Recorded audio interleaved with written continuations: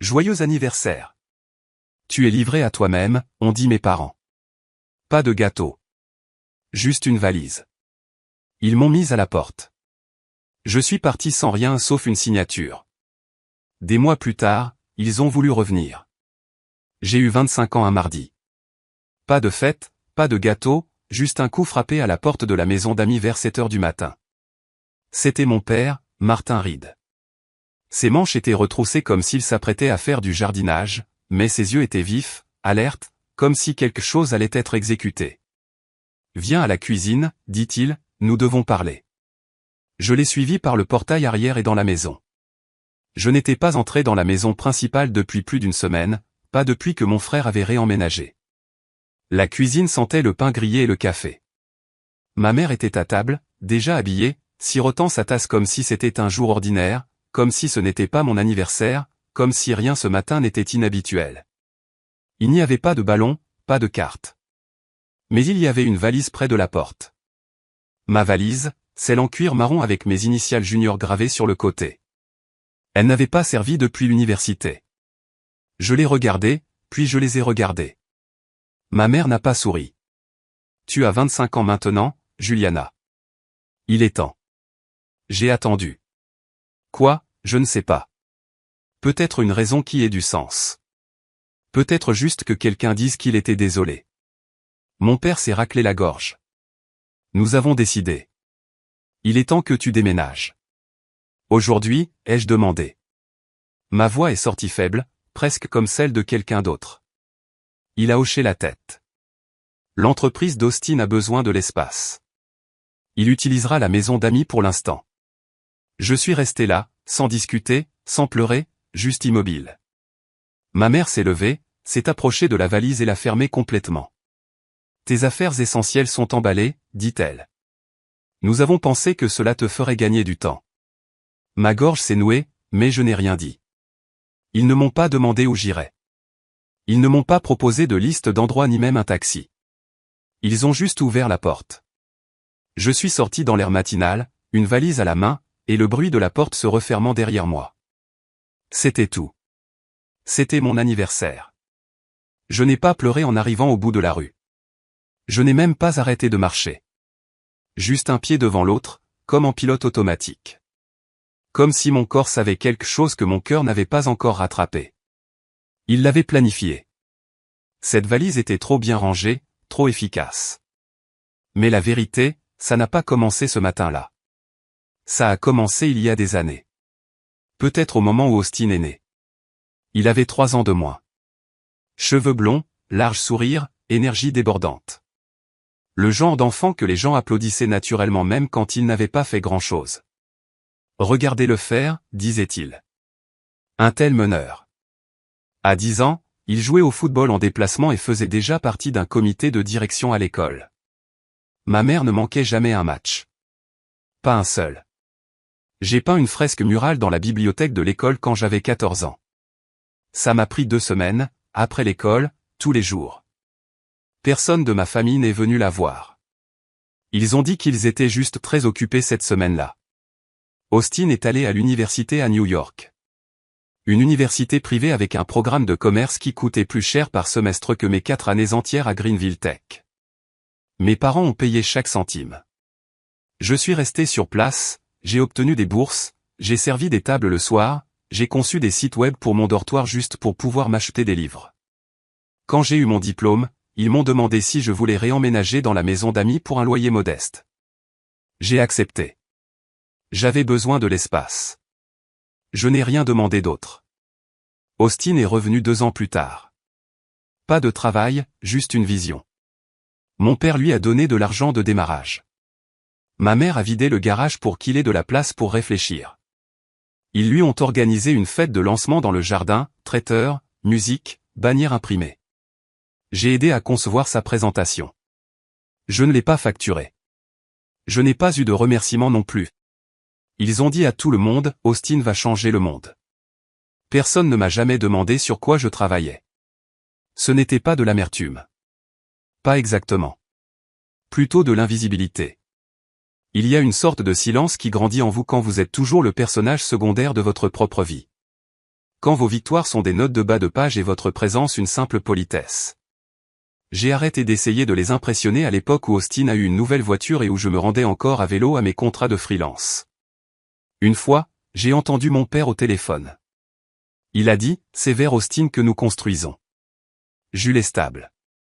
Stable comme une étagère ou une application météo. Je pensais que peut-être un jour ce serait une bonne chose. Qu'être constante signifierait qu'on me ferait confiance, qu'on aurait besoin de moi. Mais à la fin, ils n'ont même pas dit merci, ils ont juste emballé mes affaires et donné l'espace à celui qui en avait déjà pris tant. Le pire, ce n'était pas d'être mise à la porte. C'était de réaliser qu'ils n'avaient jamais pensé que j'allais quelque part qui vaille la peine d'être suivi. Et je les avais crus pendant longtemps. Jusqu'à maintenant. Le motel sentait le vieux nettoyant au citron et quelque chose en dessous qui n'avait pas été lavé depuis des semaines. J'ai glissé la carte clé.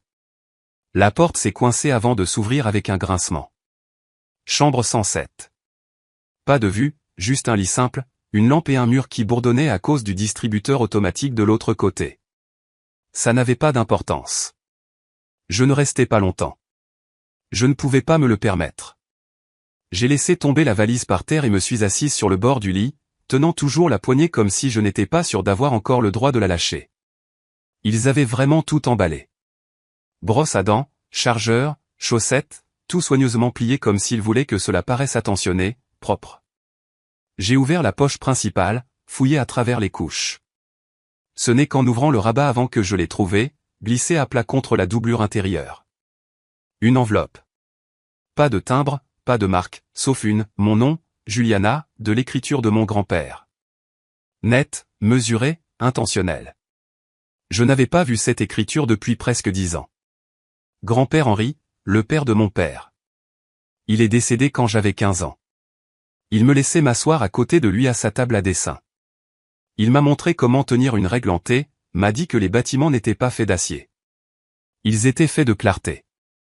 Ça, dit-il une fois en tapotant une ligne de croquis nette, c'est ce que signifie ne pas perdre de temps. J'avais oublié qu'il m'avait donné quelque chose à l'enterrement. Une enveloppe scellée. Pas avant tes 25 ans, avait-il dit. Je ne l'avais pas ouverte. Je l'avais glissée à l'intérieur de cette valise pour la mettre en sécurité, pensant que ce jour était encore loin. Apparemment, ce jour, c'était aujourd'hui. Je suis resté assise longtemps, l'enveloppe sur mes genoux, un doigt posé sur le pli. Une partie de moi ne voulait pas l'ouvrir. Pas ici. Pas dans un motel qui sentait l'eau de Javel et la perte. Mais une autre partie, celle qui venait d'être effacée sans avertissement, avait besoin de savoir si quelqu'un m'avait jamais vu clairement. J'ai glissé mon pouce sous le rabat et l'ai ouverte. À l'intérieur de l'enveloppe, il y avait 3 choses. La première était une lettre. 2 pages dactylographiées mais signées à la plume. Chère Juliana, commençait-elle. Si tu lis ceci, alors tu as eu 25 ans. Et cela signifie que les conditions que nous avons fixées sont maintenant à toi de les réclamer. Mon grand-père écrivait comme il parlait, pas de mots superflus, pas de fioritures. Il parlait de l'entreprise familiale, Reed & Timberland. Comment il l'avait bâtie à partir d'une scierie et d'un seul camion. Comment il avait vu mon père la faire grandir, mais aussi la rendre plus étroite. Martin a de l'ambition, écrivait-il, mais pas toujours de vision. Et la vision, Juliana, c'est ce que tu as toujours eu. Il disait l'avoir vu très tôt. Comment j'étudiais les bâtiments, remarquais des détails que les autres ignoraient, comment j'utilisais la couleur et l'espace comme un langage. Tu n'es pas bruyante, tu es précise. C'est le genre d'esprit que les entreprises oublient de récompenser. Moi pas, le deuxième élément était un document légal notarié. J'ai reconnu l'en-tête. Il appartenait à Harper & Lindell, le cabinet d'avocats qui s'occupait de la plupart des affaires de notre famille. Le document était un transfert de participation, 15%. 15% de Reed & Timberland Corp., effectif le jour de mon 25e anniversaire. Personne ne peut le révoquer, écrivait-il. Ils peuvent retarder. Ils peuvent ignorer. Mais la propriété est à toi. Et si tu le choisis, ta voix à la table en vaut 2. Mon souffle s'est coupé. J'ai relu. 15%. Je n'étais pas sûr de savoir encore ce que cela signifiait. Pas en dollars, pas en pouvoir légal, mais c'était plus que tout ce qu'on m'avait jamais donné, plus qu'une permission. C'était une présence.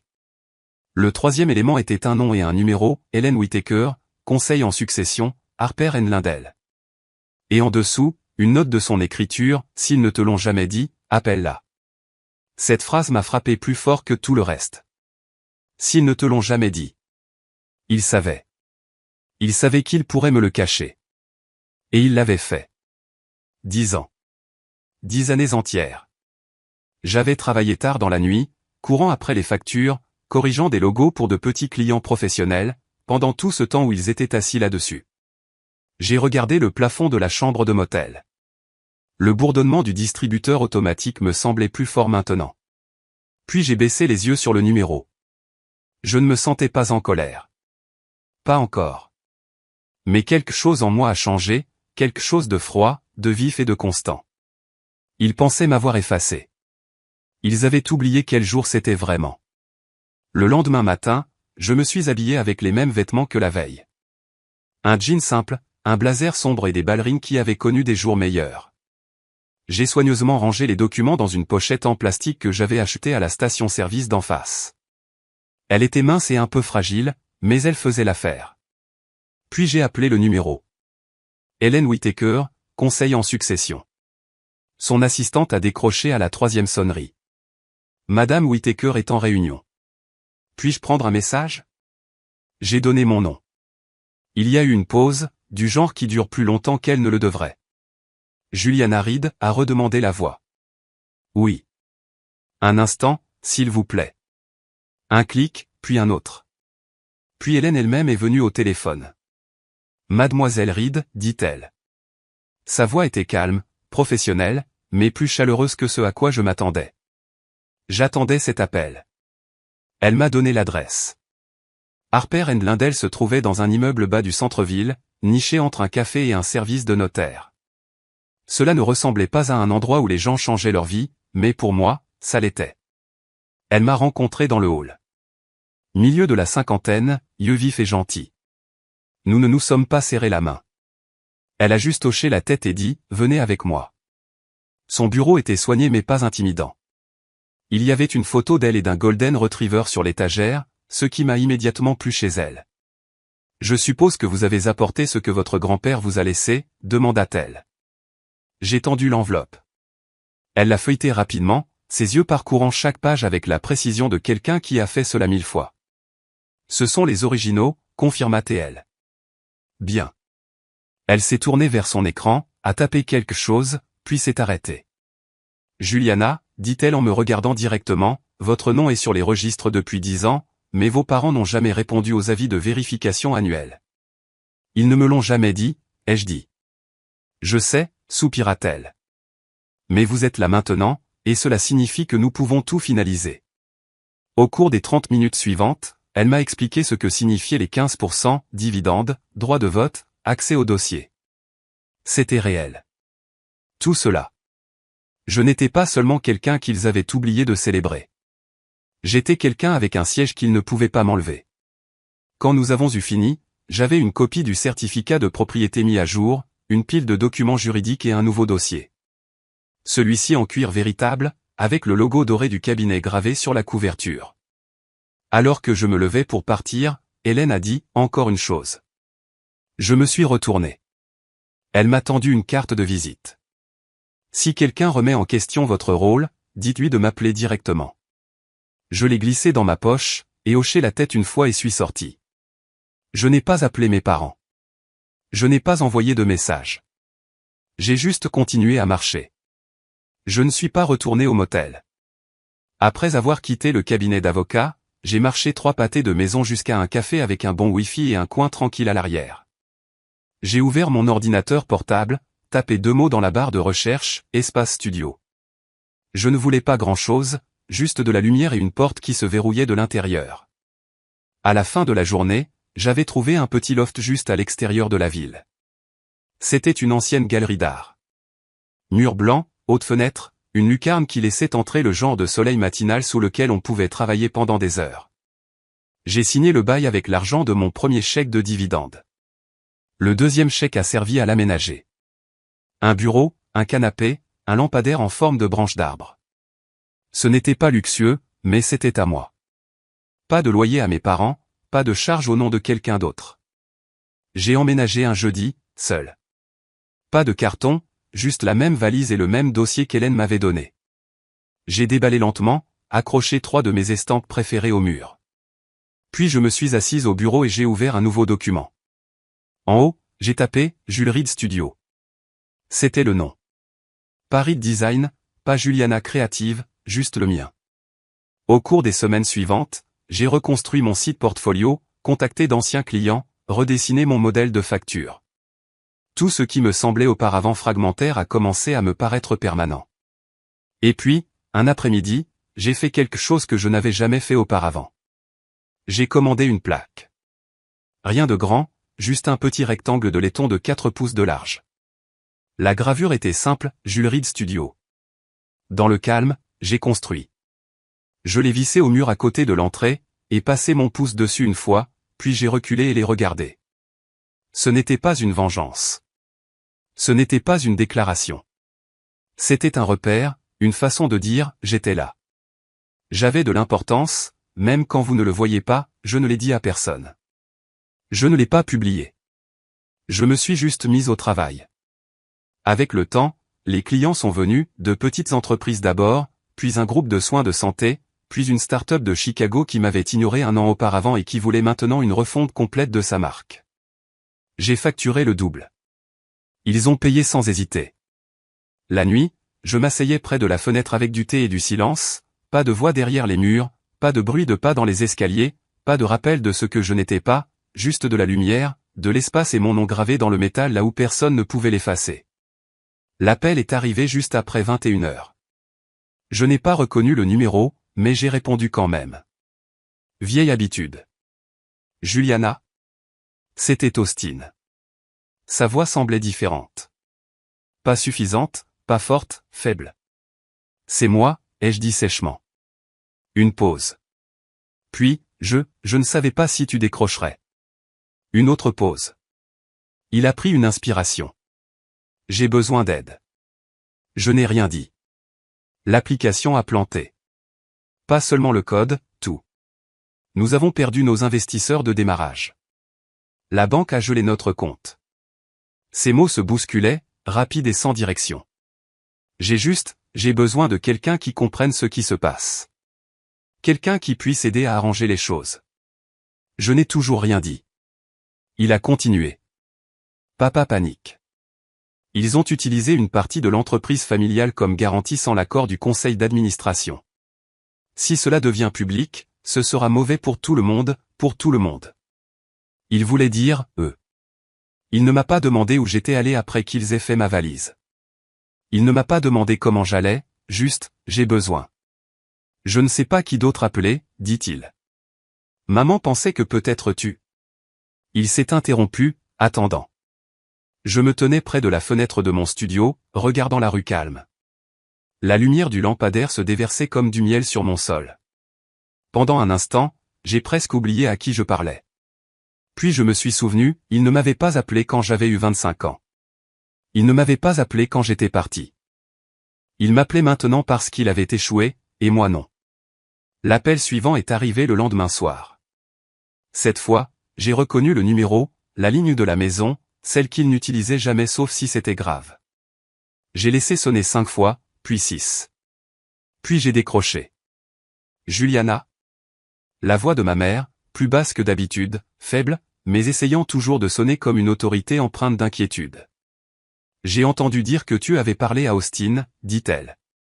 J'ai écouté, ai-je répondu, après un temps.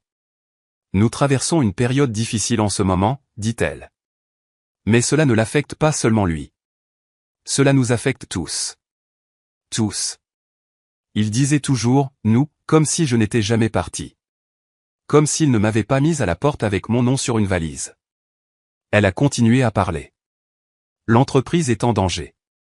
Ton père essaie de limiter les dégâts, mais nous avons besoin de soutien. Juridique, financier, juste quelqu'un que le conseil d'administration écoutera. Puis vint la vraie demande. Nous sommes au courant pour les actions, dit-elle. Nous savons ce que ton grand-père t'a laissé. Enfin, il savait que je savais. Nous espérions, dit-elle, que tu interviendrais, que tu aiderais à préserver ce qu'il a construit. J'ai attendu, puis j'ai demandé, est-ce la même entreprise dont vous m'aviez dit que je ne ferais jamais partie? Juliana. Ne rends pas les choses plus difficiles qu'elles ne le sont. Ce n'est pas moi, ai-je dit. Je me souviens juste clairement. Mon père a alors pris le téléphone. Sa voix était ferme, exercée, la voix d'un homme habitué à être obéi. Ta mère et moi avons fait des erreurs, dit-il. Mais ce n'est pas le moment pour le ressentiment. Nous demandons de l'aide. J'ai regardé la plaque sur mon mur, Jules Reed Studio. Dans le calme, j'ai construit. Je ne suis pas en colère, lui ai-je dit. Alors tu vas aider? Non, ai-je dit doucement. Je me souviens juste de ce que tu as dit. Que veux-tu dire? J'ai laissé les mots reposer avant de répondre. Tu m'as dit que je n'étais pas de la famille, et je t'ai cru. Puis j'ai raccroché. Ce soir-là, je suis entré seul dans mon studio. La lumière était douce. L'air sentait le papier et le pain. Ma bougie préférée brûlait près de la fenêtre. J'ai pris une photo de la plaque près de la porte, Jules Reed Studio. Dans le calme, j'ai construit. Dans le silence, j'ai été vu. Je l'ai jointe à un SMS. Pas de message, pas d'explication, juste l'image. Et je l'ai envoyé au numéro de mon père. Le même qui m'avait appelé un jour pour me dire, tu es livré à toi-même. Je n'ai jamais eu de réponse. Je n'en avais pas besoin. Certaines portes n'ont pas besoin d'être claquées. Elles se ferment doucement d'elles-mêmes.